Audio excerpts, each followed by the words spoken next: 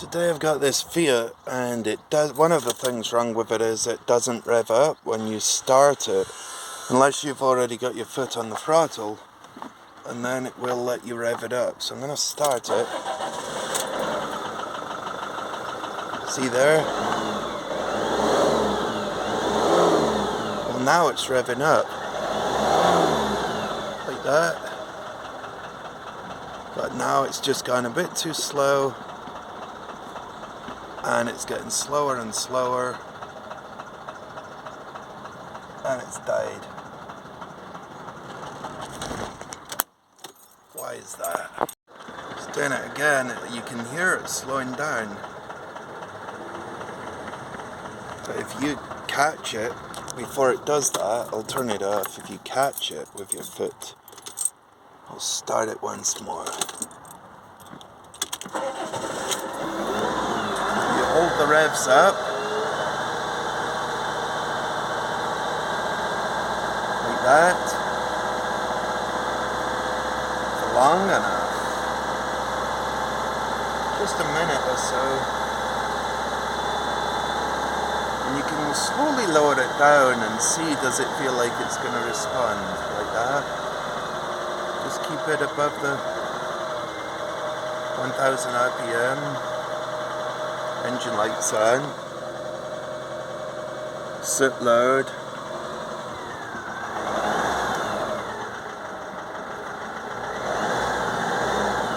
Once it gets going, it's okay. You might think a blocked filter, but it's not a blocked fuel filter. I mean, right, I've got it ticking over on its own, and it's still working fine. But it's that, if you don't catch it right, like I've shown you, it'll just die. Now I've got the engine sounding. I've left it ticking over for a couple of minutes. It did surge a bit there, the revs dropped and picked itself back up. It might do it again. It's shaking a bit. You can actually feel it shake. It's not misfiring though, it just feels like it's shaking. There, oh, I missed it. I was going to show you on the rev counter. Let's come back and see if I've got any new fault codes. No. Maybe I've just got to clear that out.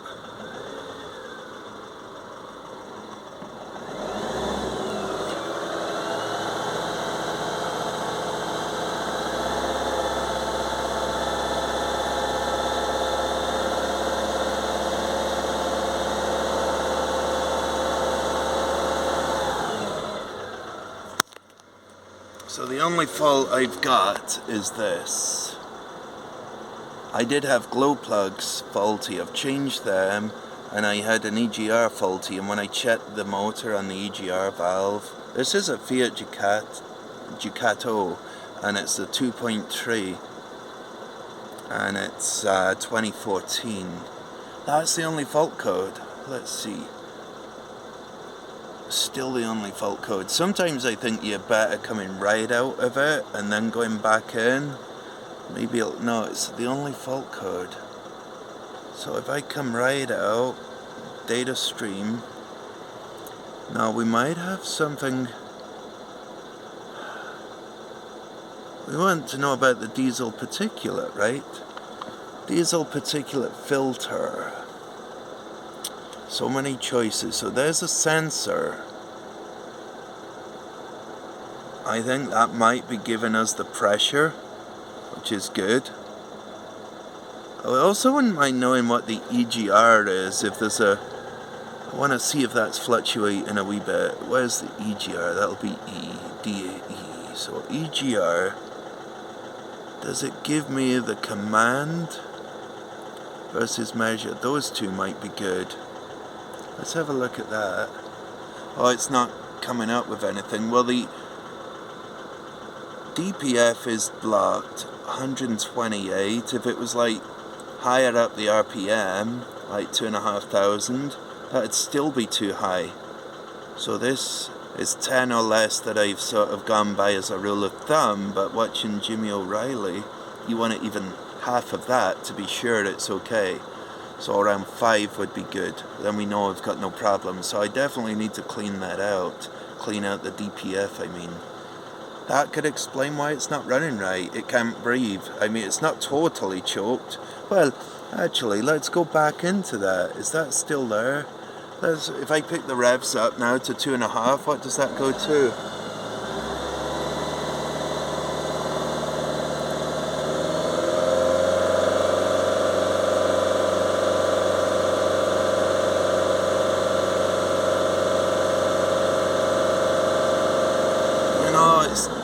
It's over 1/3 of a bar of pressure, and it should be almost nothing, right? So we do have a problem.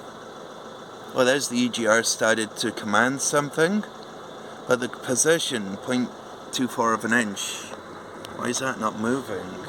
Let's see if I've got anything else to go off. Smells a bit choked.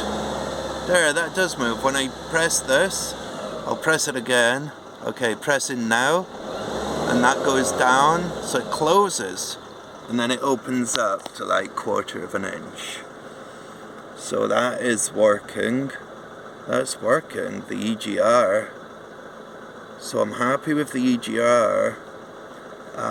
It's doing what it should do. So when you rev it on a diesel, it's supposed to go and close the EGR, so it's got oxygen to help the vehicle accelerate. So the one there, the millibar pressure is quite high. I'm sure Jimmy says that he checks it with the engine at running temperature, so like 80 or 90 degrees C would be ideal. I'm checking this on a cold engine. I'm going to run this like this for a while till it warms up and then see what other fault codes I have.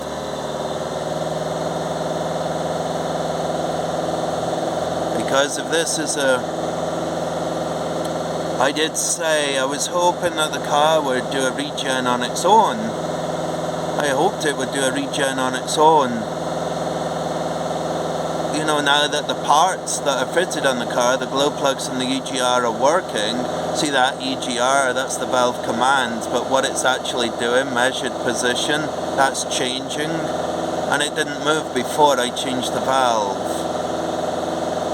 So now we're at, you know, it's getting warmer on here. I've got it 1/4 of the way, no, halfway to being hot. I mean 1/4 of the way on the gauge.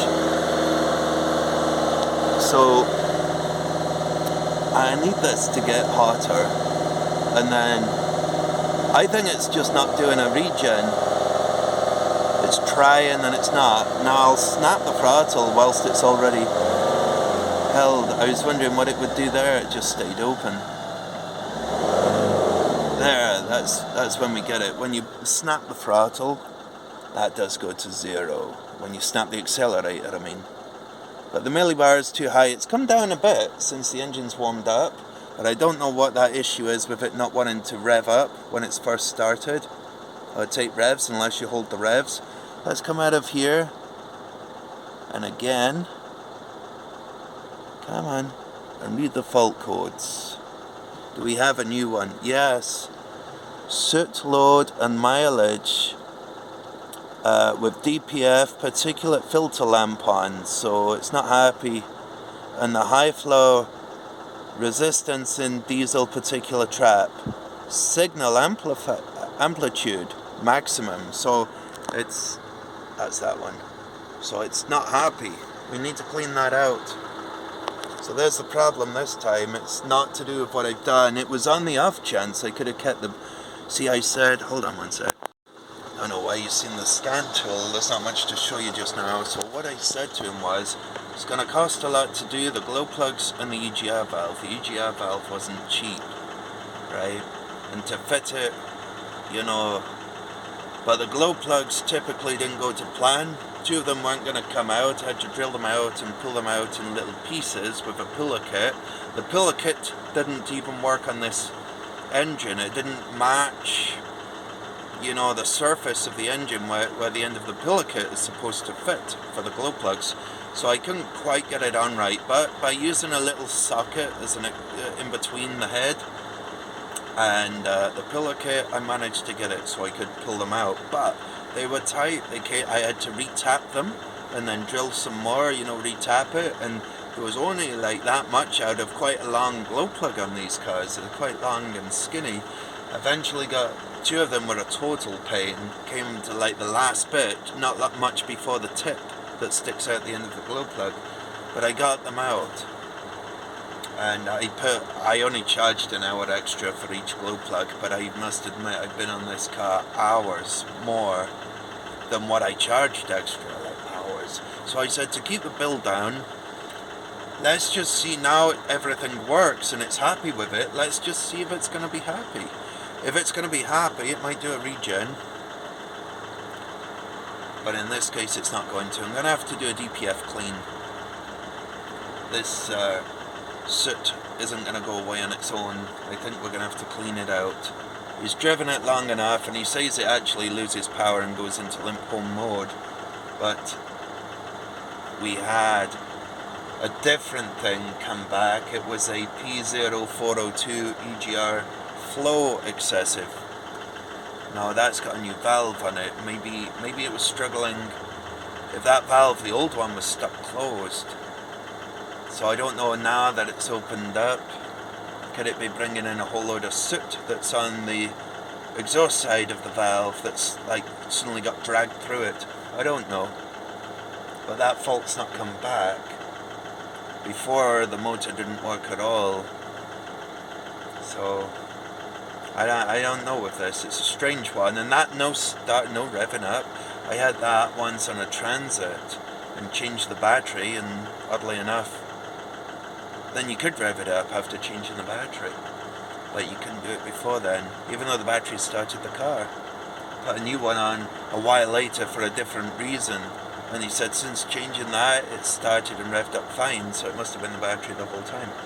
But in this case, don't know what's going on just yet. Maybe it could be the battery taking a while. Maybe it gets pulled down a while, and once it starts charging again, it's got enough power left in it to work properly. I really don't know, but at the moment, DPF clean. So I'll probably come back, take the DPF off the card and do an off the car clean on this and see if that improves it. Right, I've got the DPF off the Ducato van. Now what I'm going to do is clean it out and see what happens. So I'll show you the DPF. This is what I'm going to clean it out with, DPF cleaner. And there, that's the clean side, the back end of it. And this doesn't look too bad actually. Can't really see anything major, but it's obviously, well, I can see a pile of shite actually lying in the bottom. There's the inlet side. Carpened up a little bit, right? This is what I'm going to use. I'll put it in this way, on the clean side, and see if I can back flush it. And then once I've done it, I'll pressure wash it in the morning. Yeah, it's full of shit. So it's doing its job. Okay. I've got to find something to plug that up. It's the next day back at this. After pouring the stuff out. I don't know if it looks any less sooty in there. And I appear to have cut my finger, I've just noticed.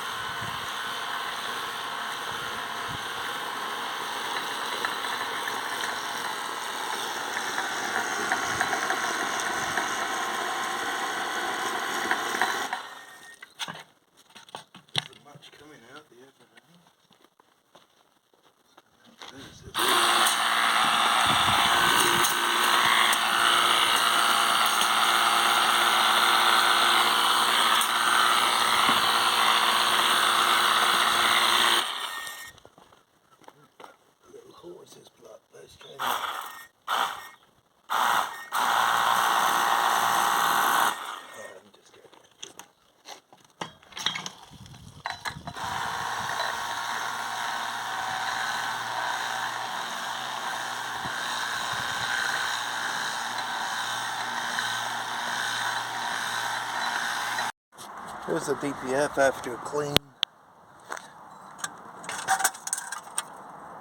Can't really see much in there. That's the back end. Pipes going in. Front end, less soot than there was. Well, there's no soot now. Just gonna put it on. See what it's like on the live data. That's obviously the DPF back on the van. Not there, that's the tailpipe and it's cleaning it out. There it is. Now I'll show you we've got the RPMs up high and we look at the pressure. That'll focus. 66, 65 millibar compared to before. But if you let it tick over now, I'll just see what it goes down to. Ideally, this has got to be below 10, but Jimmy O'Reilly says you want half that. So we're at 14 at tick over. It's improved it a lot, but we've still got a little bit more to go. So once that gets to like 10 or less, you know, about even half of that if we can get it there. So it's a little bit high there, but it'll get there. It's gone down to 13, yeah. 14. So it's so much better than it was. That was over 100 at tick over before. And then that's affecting the back pressure. I don't know if I'm going to be able to tell it's got a new one just yet, but I could give it a go. I'll give it a go and see, because that'll just keep improving all the time. I'll see ignition on only. But so far, and the other thing is, when it's at 0, ignition off, it does go to 0. So it's not like a faulty sensor that thinks it's higher than it is, you know. So I forgot to mention that when I started the video last time, that's worth checking that. So anyway, let's come. Fucking horsefly just bit me, the wee bastard. Oh, they're nasty fuckers, they are. So let's see if I go out of here. Actually, I'll do it on the steering wheel. It's the same fault codes we had before. I don't know if it'll clear them because... Did I not press that right? Right. That's the one that won't go. So the soot load, yeah. Yeah, so I'm going to tell it it's got a new one and see if we can get rid of that. So that one just will not clear. 1564-68. That one's just never gone. So if I go into, let's see what we've got here. Special functions. That sounds like we might find something. I don't want test. Oil change. Differential pressure sensor replacement. Not that one. We don't want the regen. Is that all we're getting? Particulate filter replacement. This procedure must be carried out. Right. We've cleaned it, and it's a lot better than it was. Carry out the following procedures according to the following order. Configuration procedures. That one, we'll go for that. That's it. This command update. Parameters. So it's going to let it know that it's been done. Loaded. And then we'll go in and see. Once the command has been sent, turn the key to stop and wait for the end of the power latch. Okay, we can do that. Do I okay it first? Not quite sure. Turn the key off. Continue. And then it's doing a countdown or something, 3%. So it's making us wait whilst the ECU fully shuts down. So this is all with the Phoenix X-Link. So if you're thinking of getting a scan tool, it's kind of like a mid-range, or if you're a DIYer, probably a top of the range for a DIYer, but you get stuff that costs like twice the price, or going out. I mean, in the top down range, you could go for twice the price if you wanted. But this one, then if you go to Snap-on, it's even more. But be interesting to see if this does it, because I just couldn't clear that before because the pressure was too high. But we got that at the start of the video, so we can compare it now. But that clean, the only thing I will say, the little bastard trapped my finger this morning and it was bleeding all over the place, but I'm okay now. That's up there. Almost there. Turn the key on. That's on. That's it, it's done. So we press return, well it says press return, but it doesn't have a return button. So if we go back into, where were we? Read the fault code. Let's see if we can get rid of that this time. Hopefully it'll go, because that's what the whole thing's about.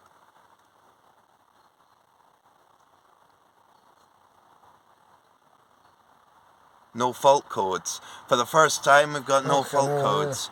So sometimes it's not about how good you are, it's just having something with the right button.